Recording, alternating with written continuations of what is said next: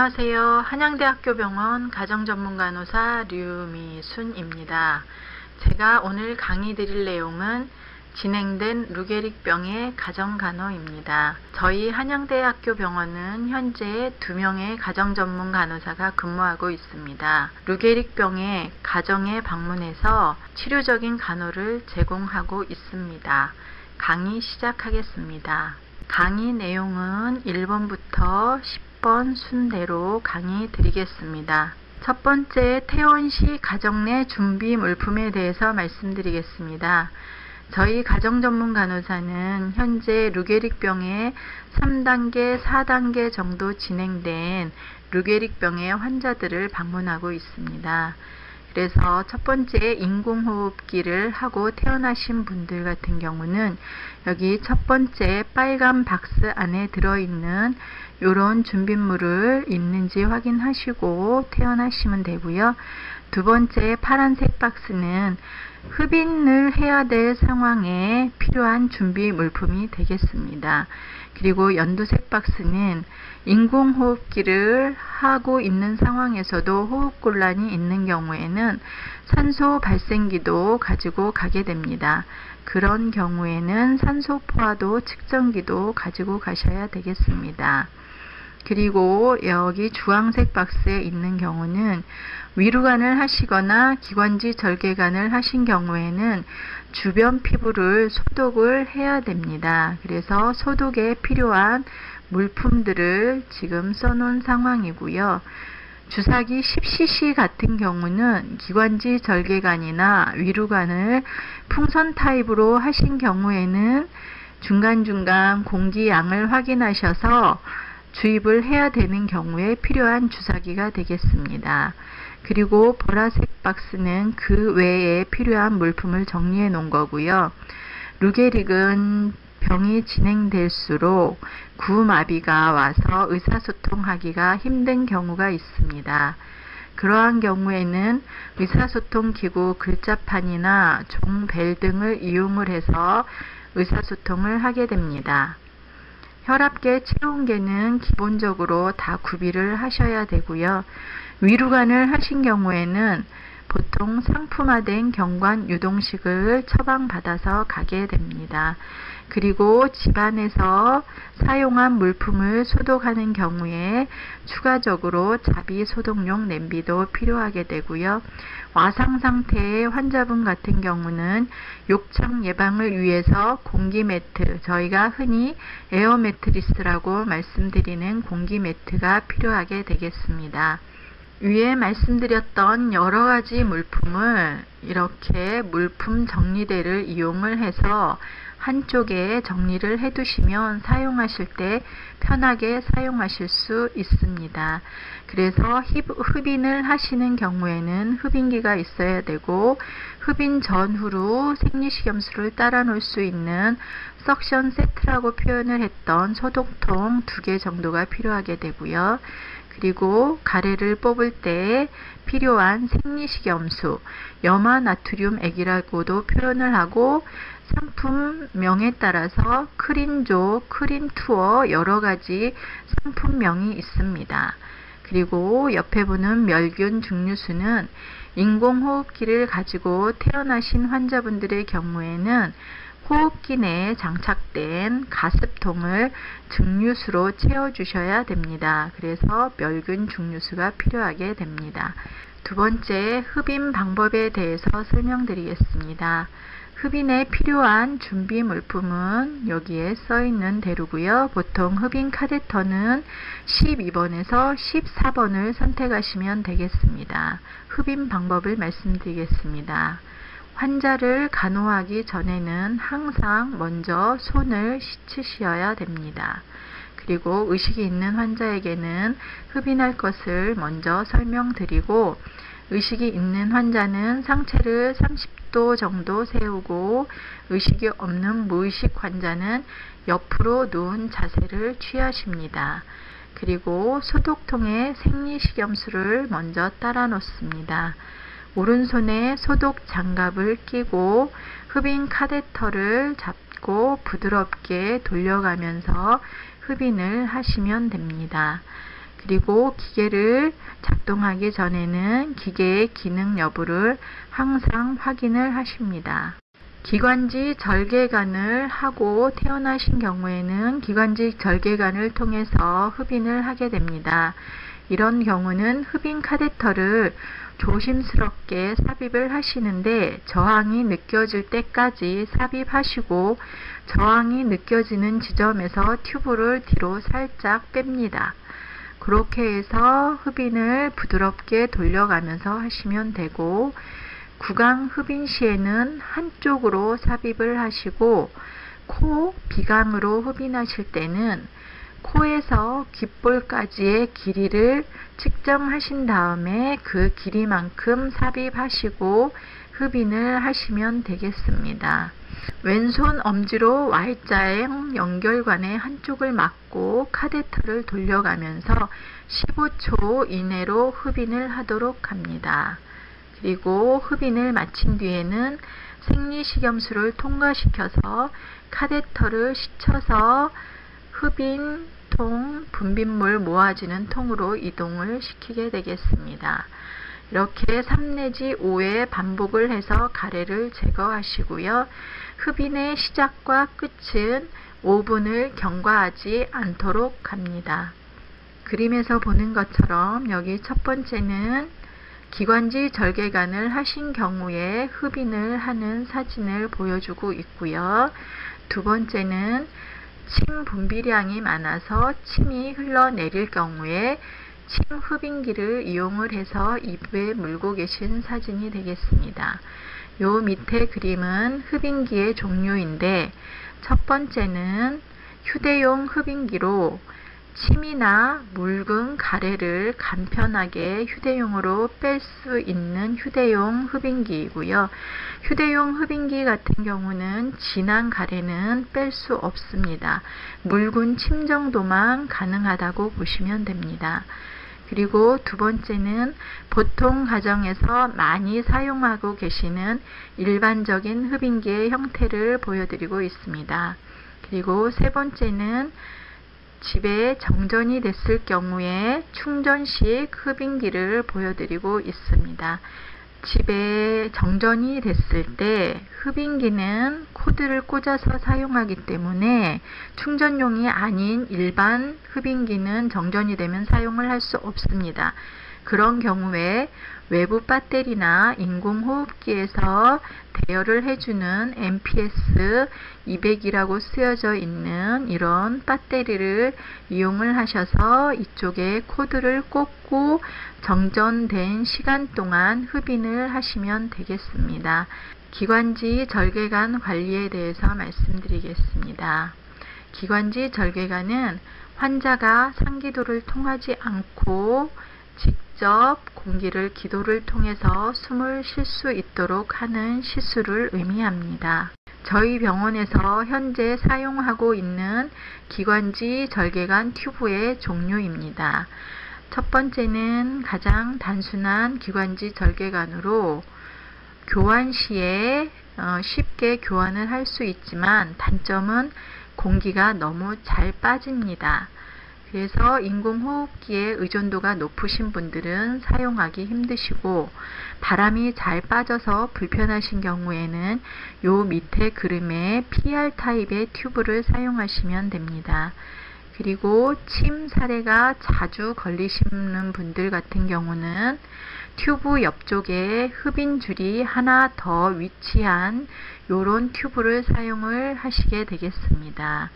그리고 요 밑에 두 그림은 가래가 진하고 많아서 목 튜브를 자주 교환하셔야 될 경우에 기관지 내관에 튜브를 별도로 삽입해서 교체할 수 있는 내관 장착형 튜브를 사용을 하시면 원 튜브의 교환 주기가 늘어나게 되겠습니다. 기관지 절개관 관리에 대해서 말씀드리겠습니다. 기관지 절개관을 하고 태어나신 분들은 현재 삽입된 크기보다 한 사이즈 작거나 아니면 똑같은 크기의 기관지 절개관을 여유로 하나 정도 처방해서 가정용으로 비치하고 가셔야 됩니다. 그리고 두 번째는 기관지 절개관을 주변 피부를 소독하실 때 필요한 물품을 써놨고요. 아까 잠깐 말씀드렸던 10cc 주사기는 기관지 절개관 풍선에 바람이 빠졌을 경우 주입하셔야 되기 때문에 10cc 주사기도 필요하게 되겠습니다. 그리고 기관지 절개관이 빠지는 경우에는 우선 환자의 호흡 상태를 관찰하십니다. 그리고 기관지 절개관이 완전히 빠진 건 아닌데 약간 뒤로 밀려 나온 경우에는 기관지 절개관을 조여주는 목끈을 풀어서 다시 한번 조여주시고, 이때 조여주실 때는 두 손가락이 들어갈 정도로 목끈을 조여주시면 되겠습니다. 그리고 원 튜브는 가정전문간호사가 방문을 드려서 2주 내지 4주마다 정기적으로 교환을 하게 되는데, 교환 시에 간혹 조직이 유착이 돼서 튜브가 나오지 않는 경우가 있습니다. 이런 경우에는 주사기를 이용해서 하루에 1번에서 2번 정도 기관지 절개관의 풍선을 완전히 뺀 다음에 다시 주입을 하면 다음 방문에서 튜브 교환할 때 튜브가 손쉽게 제거가 돼서 쉽게 교환이 됩니다. 그리고 기관지 절개관이 완전히 빠진 경우에는 응급 상황이 올 수도 있습니다. 그래서 병원에 빨리 119에 연락해서 오시면 되겠습니다. 아니면 일단은 가정전문 간호사가 방문하는 경우에는 가정전문 간호사와 상담을 하셔도 되겠습니다. 위에 보이는 사진들은 첫 번째, 기관지 절개관의 튜브는 풍선으로 고정이 되어 있어서 이 풍선의 압력이 너무 과량이 들어가게 되면 조직이 손상이 됩니다. 그래서 기관지 절개관 풍선의 압력을 측정하는 프레셔 게이지를 이용을 해서 이 연두색 존에 위치하게끔 풍선의 압력을 유지하셔야 됩니다. 보통 6에서 8cc 정도의 풍선을 불어넣어 요 압력을 측정하게 됩니다. 그리고 두 번째, 세 번째 그림은 인공호흡기를 하지 않고 기관지 절개관만 하시고 계신 분들은 가습을 하는 경우에 가습이 잘 되지 않습니다. 그래서 미니벤트라는 이 기구를 이용을 해서 가습을 하는 역할을 하는 겁니다. 이 미니벤트는 일회용이 되겠습니다. 위루관 관리 방법에 대해서 말씀드리겠습니다. 위루술이란 것은 연화곤란이 있어서 영양 섭취가 불가능할 경우에 소장이나 위에 직접 관을 삽입하는 시술을 의미합니다. 위루술 적응증에 대해서 말씀드리겠습니다. 위루술 적응증은 첫 번째, 에너지 요구량을 충분히 섭취하지 못하는 환자, 그리고 중추신경계 이상으로 인해서 연화곤란이 발생할 경우, 그리고 식도 천공이나 기관지 식도 누가 있는 경우, 루게릭 환자분들 같은 경우는 반복되는 흡인성 폐렴이 오게 되면 위루술 적응증을 고려하게 됩니다. 위루술은 언제 시행하느냐? 첫 번째, 사례가 자주 걸리거나 연화장애가 있어서 삼키기가 힘든 경우, 그리고 몸무게가 많이 줄거나 식사 시간이 1시간, 2시간 가까이 돼서 피로감이 증가되는 경우에는 위루술을 고려하도록 하겠습니다. 그리고 위루술을 함으로 해서 삶의 질이 향상되고 흡인성 폐렴이 예방되면서 위루술을 통해 충분한 영양분이 공급이 되기 때문에 생존이 연장이 됩니다. 그래서 결론적으로 말씀드리면 위루술을 해야 될 상황에서는 빨리 결정할수록 좋다고 말씀드리겠습니다. 위루관 주의 소독 방법에 대해서 말씀드리겠습니다. 아까도 말씀드렸다시피 환자 간호를 하기 전에는 항상 손을 먼저 씻습니다. 위루관 시술 후 처음 48시간 동안은 금식을 하고 소독은 하지 않습니다. 소독 시 피부 주변에 피딱지가 있는 경우에는 일부러 떼려고 하지 마시고 과산화수소를 이용을 해서 소독을 하시고, 그렇지 않은 경우에는 베타딘 솜으로 닦으시면 되겠습니다.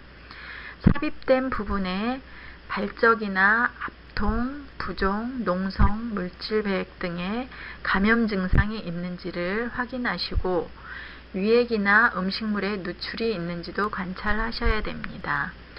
위루간의 트랙이 형성될 때까지는 주위의 피부와의 유착을 방지하기 위해서 휘딩 전후로 튜브를 360도 돌려줍니다. 약 10일이 지나면 보통의 위루간 주변 피부는 치유가 됩니다. 치유가 된 다음에는 가벼운 샤워 정도는 가능합니다. 삽입 부위의 소독은 주에 2에서 3회 정도 보통 하는데, 분비물 정도에 따라서 소독 횟수는 개인차가 있습니다. 튜브 주변에 유가 조직이 과잉으로 생성된 경우에는 Y거즈를 자주 갈아 주변 피부를 습하지 않도록 유지하셔야 됩니다. 주변 피부를 계속 습기가 있는 상태로 있게 되다 보면 유가 조직이 그 습기를 먹고 계속 과잉으로 증식하게 됩니다. 유가 조직이 과잉으로 형성된 경우에는 알보칠이나 항생 연고를 적용하게 됩니다. 이 그림은 소독에 필요한 물품을 보여주는 겁니다. 드레싱 세트가 필요하고요. 그리고 Y거즈가 필요하게 되고, 요거는 상품화된 튜브가드 Y거즈로 보시면 됩니다. 그리고 주변 피부가 깨끗이 아문 경우에는 생리식염수로 주변에 묻은 분비물만 닦아내시면 됩니다. 주변에 염증이 있거나 위루간이 많은 경우에는 일회용 살균 소독제를 사용을 해서 소독을 하고 멸균 장갑이 필요하게 되겠습니다. 위에서 보는 그림은 비정상적인 그림을 보여주고 있는데요. 주로 피부에 염증이 있거나 보시는 것처럼 과잉 유가 조직이 생성된 경우에 그림을 보여주고 있습니다. 이런 경우는 밑에 보시는 거즈처럼 분비물이 많이 묻어 있으면서 피가 묻어나게 됩니다. 요 첫 번째 Y거즈는 정상적인 형태의 위루간 주변 피부에서 나온 거즈로 보시면 되겠습니다. 이 사진은 위루간을 소독을 하고 Y거즈를 고정하는 방법이나 위루간 줄을 고정한 방법을 보여주고 있습니다. 보통은 반창고를 이용을 해서 이렇게 Y거즈를 고정하게 되는데요. 반창고 묻은 부분이 물집이 잡히거나 피부가 벗겨지거나 가렵거나 이렇게 알러지가 있는 경우에는 반창고를 사용을 하지 않고 Y거즈를 엇갈려서 튜브 밑에 대주기만 해도 괜찮습니다. 그리고 내시경 타입으로 위루간을 하신 경우에는 위루간 줄이 길게 됩니다. 그래서 이렇게 줄이 긴 경우에는 링으로 돌려서 찍찍이를 이용해서 고정을 하시기도 합니다.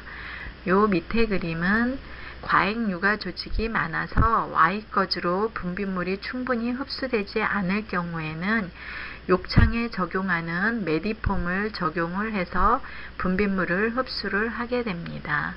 그리고 여기 마지막 그림은 위루간이 풍선 타입이어서 증류수 7에서 10cc 정도로 고정한 경우에는 일주일에 한 번 정도는 위루간 풍선에 넣은 증류수 양을 확인하셔야 됩니다. 예를 들어서 처음에 8cc의 증류수를 넣고 고정을 했는데 확인을 했더니 6cc가 나온다. 그러면 2cc를 더 추가로 증류수를 주입하시면 되겠습니다. 그리고 보통 증류수는 투명하기 때문에 투명하게 흡인이 돼야 되는데 그림처럼 이렇게 노란색을 띄우는 경우에는 풍선이 터져서 경관식이 같이 나오는 경우가 있습니다. 이런 경우는 위루간 풍선이 터졌기 때문에 위루간을 다시 교체하셔야 됩니다. 위에 보이는 사진은 내시경을 보시면서 위루간을 하시는 우산 타입의 위루간이 되겠습니다. 내시경을 보면서 하시는 위루관 타입은 보시는 것처럼 하얀색 버섯 뒤집어 놓은 모양으로 해서 위에 고정이 됩니다. 요 밑에 사진은 풍선 타입으로 고정된 위루관 타입입니다. 이 위루관 풍선 타입 같은 경우는 가정전문 간호사가 방문해서 3개월이나 6개월마다 주기적으로 교환해 드리고 있습니다. 휘딩시 간호, 경관식 주입할 때 주의사항이나 간호에 대해서 말씀드리겠습니다. 휘딩하는 동안은 1시간 동안은 위 내용물 흡입 방지를 위해서 상체를 30도에서 40도 정도 상승시킵니다. 그리고 삽입 부위로부터 튜브의 길이를 확인합니다. 안으로 밀려 들어갔거나 아니면 밖으로 밀려 나왔는지 튜브 위치를 확인을 하게 됩니다. 튜브의 이동으로 막히거나 새게 되면 복막강 내에 염증이 생기게 됩니다. 그래서 구토, 발열, 복통이 있는지 관찰하셔야 됩니다. 휘딩 전 위 내용물을 흡인하여서 잔여량을 확인하시는데 잔여량이 50cc 이하인 경우에는 경관식을 주입하지만 50cc 이상 100cc 가까이 나온 경우에는 1시간 후에 다시 확인하셔서 100cc 이상 흡인이 되는 경우에는 의사선생님과 상의를 하셔야 되고 잔여량을 확인을 할 때 주사기로 흡인해서 나오지 않으면 강제로 주사기를 잡아당기지 않습니다. 휘딩 전후에는 반드시 물 20에서 30cc 정도 플러싱을 하여 튜브가 막히지 않도록 하시고 식간 물 주입 전에 간헐적으로 튜브를 비벼준다. 이 얘기는 예를 들면 8시에 식사를 주입을 하고 12시에 식사가 들어가면 보통 10시쯤에는 소화가 됩니다. 그래서 10시쯤에 물을 50에서 100cc 정도 주실 때 튜브에 낀 음식물을 싹싹 비벼서 물로 통과시킨 다음에 물을 다시 채워주라는 의미입니다. 그리고 휘딩 시 복부 팽만감이나 오심, 구토 등을 호소하면 휘딩 속도를 줄이거나 중지하셔야 합니다. 휘딩 간격은 4시간에서 6시간 정도로 하시고 1회에 500cc 이상을 주입하지 않으며 주입 시간은 1시간 가까이 소요되도록 합니다. 약을 주입하실 때는 곱게 갈아서 충분한 물에 희석하셔서 주입을 하셔야 되고 약을 투여한 뒤에는 물을 다시 주입하셔서 튜브를 씻어줍니다. 풍선 타입의 위루관은 풍선의 협착을 막기 위해서 튜브를 돌려주시고 그 풍선 양을 확인해서 흡수된 양만큼 증류수로 다시 채워줍니다. 튜브 교환 시기는 보통 내시경을 이용한 경우에는 보통은 1년, 길게는 2년까지 사용하시고요. 풍선 타입은 3개월에서 6개월마다 교환을 하게 됩니다. 네 번째 의사소통 방법에 대해서 말씀드리겠습니다. 루게릭병은 병이 진행될수록 구마비가 동반돼서 의사소통하기가 힘든 경우가 있습니다. 그런 경우에는 그림에서 보는 것처럼 글자판을 이용을 하셔서 의사소통을 하셔야 되고요. 아니면 환자분이 많이 쓰시는 단어나 문장을 쓰셔서 조금 더 쉽게 의사소통을 하실 수 있습니다. 그리고 보호자분이나 간병인분이 24시간 환자분 옆에 계신 게 아니기 때문에 손이나 발의 움직임이 약간 남으신 경우에는 이렇게 종을 이용을 하거나 벨을 이용을 해서 보호자든 간병인이든 불러서 의사소통을 하기도 합니다.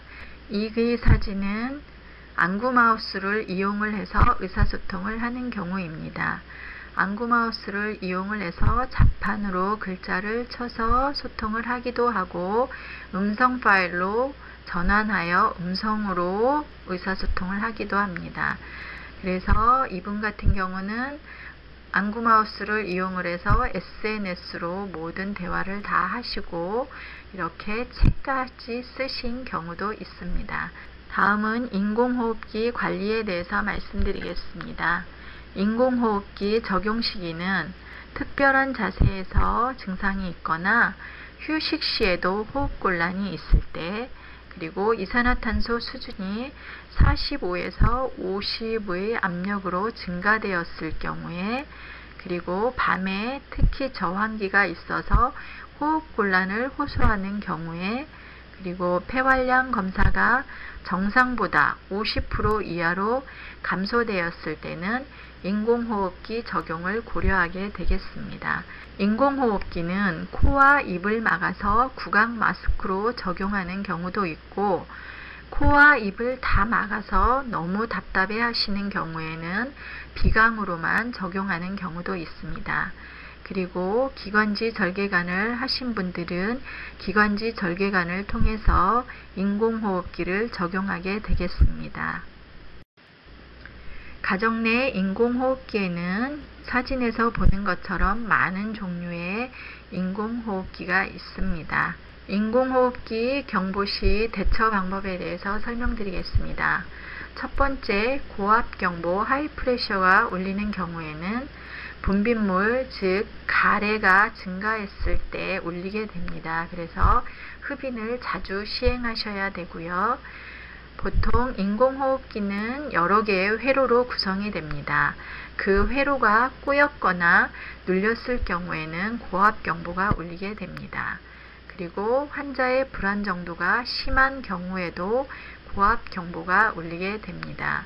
그리고 인공호흡기에 물바지통을 비우셔야 되는데 물바지통에 3분의 2 이상 많이 물이 찼을 경우에도 고압경보가 울리게 됩니다.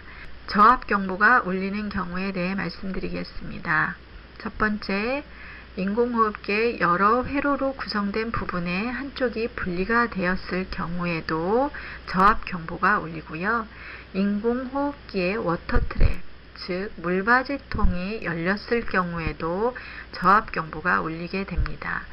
기관지 절개관을 하신 경우에는 기관지 절개관의 풍선 부분이 찢어졌거나 풍선에 공기가 빠졌을 경우에도 울리게 되므로 공기를 확인하셔서 주입하셔야 됩니다.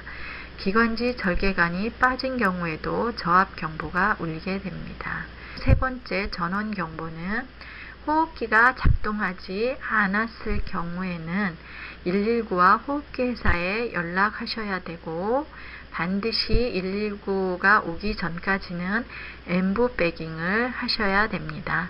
사진에서 보는 것처럼 로어 프레셔의 인공호흡기 사진을 보여주고 있습니다. 고압경보 같은 경우는 이쪽에 하이 프레셔라고 글자가 써지게 됩니다. 그리고 또 다른 경우에 인공호흡기는 좌측 옆쪽에 이렇게 PIP 압력 바가 그려져 있습니다. 이 연두색 바가 10 압력 이하로 쭉쭉 떨어지는 경우에는 저압경보를 의미를 하고, 30 이상 압력 바가 쭉쭉 올라가는 경우에는 고압경보를 의미하게 되겠습니다. 다음은 인공호흡기 관리에 대해서 말씀드리겠습니다. 인공호흡기는 그림에서 보는 것처럼 여러 가지 회로로 구성이 되어 있습니다.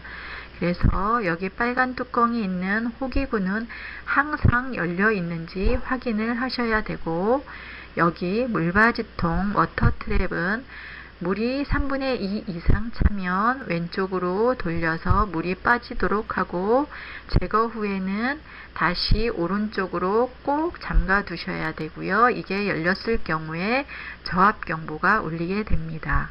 또 다른 종류의 인공호흡기 회로입니다. 여기는 물바지통이 아까와는 다르게 이걸 돌려서 완전히 열은 다음에 버리고 다시 돌려서 잠그게 됩니다. 그리고 물바지통은 항상 아래쪽에 위치하게끔 해서 이런 PIP 라인에 물이 흘러 들어가지 않도록 하셔야 되고, PIP 라인은 항상 수직으로 위쪽에 위치하시도록 해야 됩니다. 그리고 호기 배출구는 막히지 않도록 항상 확인하셔야 됩니다. 인공호흡기 내에 장착된 가습통에 대해서 말씀드리겠습니다. 가습통의 증류수는 보통 워터레빌 여기 적정선까지 채워주게 됩니다. 이 워터레빌까지 채우는 것은 증류수나 정제수로 채우게 되고, 워터레벨 위에 너무 과량의 증류수가 채워지게 되면 증류수가 새어나와서 기계가 오작동되게 됩니다. 그래서 증류수나 정제수는 워터레벨까지 채우게 됩니다. 그리고 가습통의 전원은 항상 켜져 있어야 됩니다. 가끔 너무 가습이 심하게 돼서 전원을 끄는 경우가 있는데, 전원을 끄게 되시면 가래가 진하게 돼서 가래 배출이 어렵게 되는 경우도 있습니다.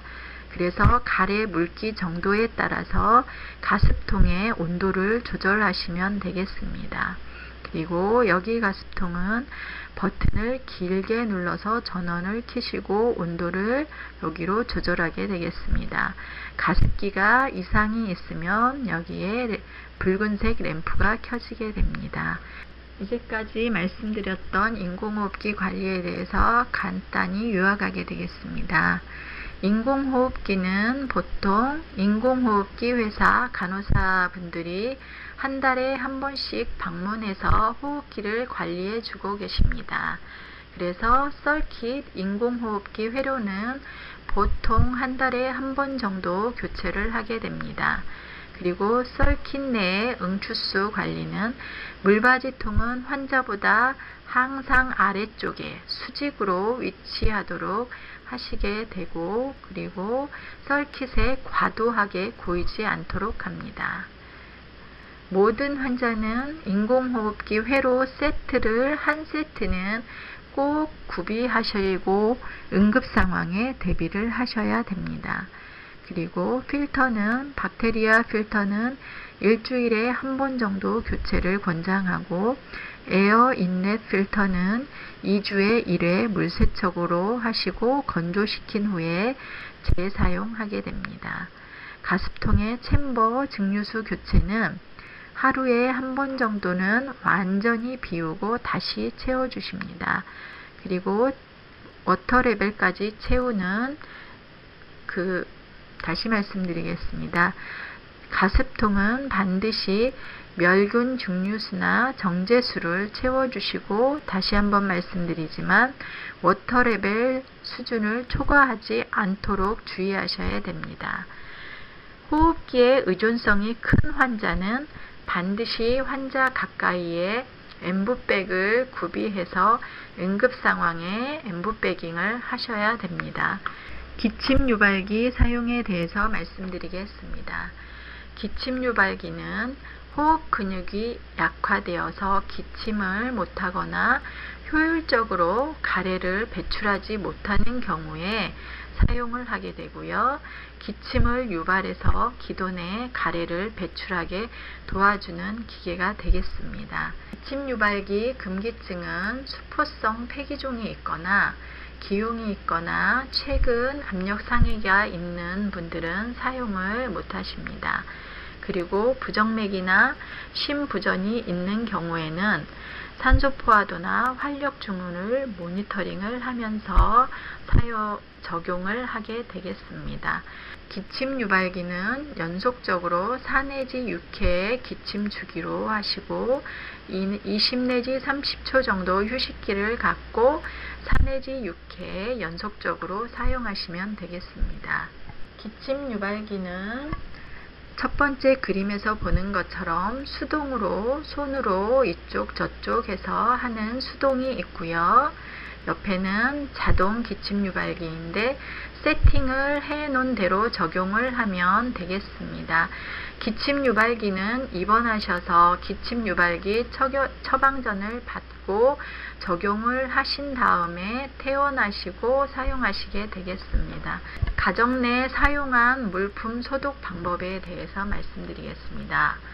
보통 흡인 카테터는 일회용으로 쓰시면 가장 좋겠지만 경제적인 이유가 있어서 일회용으로 사용하지 못하는 경우에는 집에서 락스와 식초를 물과 함께 1대 100의 비율로 섞은 물통에 흡인 카레타를 넣어서 흡인 카레타를 깨끗이 가래가 제거되도록 비벼서 닦으신 다음에 뚜껑이 있는 냄비에 5 내지 10분간 끓이고 그것을 자연 건조시킨 다음에 깨끗한 밀폐 용기에 보관하셔서 사용하시는 경우가 있습니다. 다음은 가정에서 사용한 세트류를 소독하는 방법을 말씀드리겠습니다. 이거 역시 집에서는 소독할 수 있는 방법이 끓이는 방법밖에 없습니다. 그래서 냄비에 삶아서 건조시켜서 사용하시면 되겠습니다. 다음은 사회복지 제도에 대해서 말씀드리겠습니다. 65세 이하의 환자분들은 장애인 등급을 받아서 장애인 등록을 하시면 활동보조인의 지원을 받으실 수 있습니다. 그리고 65세 이상의 환우분들은 노인장기 요양보험에 장기 요양을 신청하시면 요양보호사의 도움을 받으실 수 있습니다. 그리고 산정특례는 중증질환의 환자분에 한해서 산정특례 신청서를 의사선생님이 작성해 주시면 이것을 관리공단에 제출해서 산정특례를 적용을 받게 됩니다. 산정특례는 5년마다 갱신을 하셔야 됩니다. 그리고 희귀난치성 질환자 등록은 H카드라고 해서 소득 수준에 따라서 관할 거주지 보건소에서 중증 환자분들이 신청하게 됩니다. 희귀난치성 의료비와 산정특례를 비교해 드리겠습니다. 희귀난치성 의료비, 즉 H카드를 가지고 계신 분들의 등록 대상은 저소득자 분이시고 희귀난치성 질환은 경제적 기준에 상관없이 산정특례를 받으신 분입니다. 그리고 본인 부담금을 보시면 희귀난치성 의료비 지원 카드를 가지고 계신 분은 본인 부담률은 0%입니다. 이거는 급여 부분 보험되는 항목에서 0%로 부담을 하십니다. 희귀난치성 질환 산정특례에 적용되시는 분들은 본인 부담금 급여되는 부분에 10%를 부담을 하시게 되겠습니다. 전기요금 할인 제도에 대해서 말씀드리겠습니다. 가정에서 산소발생기나 인공호흡기를 장착하고 계신 분들은 이 표에 있는 구비 서류를 구비하셔서 신청하시면 되겠습니다. 표에서 보시는 것처럼 생명유지장치를 하고 계신 분들은 30% 정도의 전기요금을 감면을 받게 됩니다. 많은 보호자분과 환자분들이 질문하시는 몇 가지 질문사항을 정리해 보았습니다. 첫째, 살해걸림과 흡인성 폐렴을 예방하는데 위루술이 효과가 있나요? 라고 많이 질문을 하십니다. 연화장애가 진행된 경우에는 무리하게 구강 섭취를 시도하게 되면 기존의 음식물이 넘어가서 흡인성 폐렴의 위험이 커집니다. 그래서 이런 경우에는 위루술을 시행하는 게 좋다고 말씀드립니다. 두 번째, 입안에 과도하게 고이는 침은 어떻게 조절할 수 있나요? 침 흘림 정도에 따라 거즈, 손수건, 흡인기를 사용하며 약물을 통해서 조절을 할 수 있는데 보통 침 분비량이 적으신 분들은 거즈나 손수건을 입에 물고 계시고 양이 많으신 분은 침 흡인기를 입에 물고 계십니다. 아니면 트리액신이라는 침 억제 약물을 통해서 조절하시는 경우도 있고요. 아주 심한 경우에는 타액성 방사선 치료로 조절할 수 있습니다. 경관급식 시 상업용 제품과 집에서 만든 것 중 어느 것을 사용하는 것이 더 좋습니까? 상업용은 일정한 용량을 섭취하면 거의 모든 영양소의 일일 필요량을 충족할 수 있습니다. 하지만 가정 내 조제용은 식재료가 제한이 되었기 때문에 영양소가 부족할 수도 있고 보관 시 상할 수 있어서 세심한 주의가 필요합니다. 보통 경관식 중에 하모닐란이나 앵커버는 보험이 적용이 돼서 수가적으로도 저렴하게 처방을 받으실 수 있습니다. 다음은 홍삼 및 비타민 등 건강기능식품은 루게릭병에 도움이 되나요? 루게릭병과 홍삼의 효과에 대한 연구는 아직 부족하고 고농도의 복용으로 간혹 혈압이 상승되거나 복부 팽만감, 부통, 불면, 부작용 등이 있을 수 있으므로 전문의와 상의하시고 건강기능식품은 복용하시도록 하면 좋겠습니다. 최근 항산화 비타민 중에서 비타민 E만 루게릭 진행의 지연 효과의 가능성이 있다고 보고하고 있습니다. 가정간호 의뢰 방법에 대해서 말씀드리겠습니다. 가정간호 신청서는 환자 보호자분이 서명을 하셔야 되고요. 가정간호 의뢰서는 담당 교수님이나 주치의 선생님이 작성하셔서 의뢰를 해주셔야 됩니다. 저희 한양대학교 병원 가정간호는 현재 서울 전 지역에서 금천구, 도봉구를 제외한 서울 전 지역을 방문 드리고 있습니다.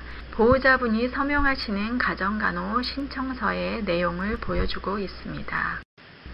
가정간호 의뢰는 다시 한번 말씀드리지만 담당 교수님이나 주치의 선생님이 작성하셔서 의뢰해 주셔야 됩니다. 2020년 가정간호 수가에 대해서 말씀드리겠습니다. 가정간호는 보험이 현재 적용이 되고 있고요. 기본 방문료는 73,230원인데 이거를 다 부담하시는 게 아니고 건강보험만 가지고 계신 분들은 20% 본인 부담으로 14,646원을 부담하시고 희귀난치성 루게릭 환자분들은 10% 본인 부담으로 기본 방문료는 7,323원입니다. 그리고 암 환자 같은 경우는 5% 본인 부담으로 3,662원입니다. 기본 방문료에 처치 재료 투약 검사비가 플러스 알파로 붙게 됩니다. 그래서 최종적으로 보면 건강보험을 가지고 계신 분은 14,646원 더하기 플러스 알파 처치 재료비가 붙을 거고요. 희귀난치성 루게릭 환자분들은 7,323원 더하기 플러스 알파가 되고 암 환자는 3,662원 더하기 플러스 알파가 되겠습니다. 이것으로 강의를 마치겠습니다. 장시간 강의 들어주셔서 감사합니다.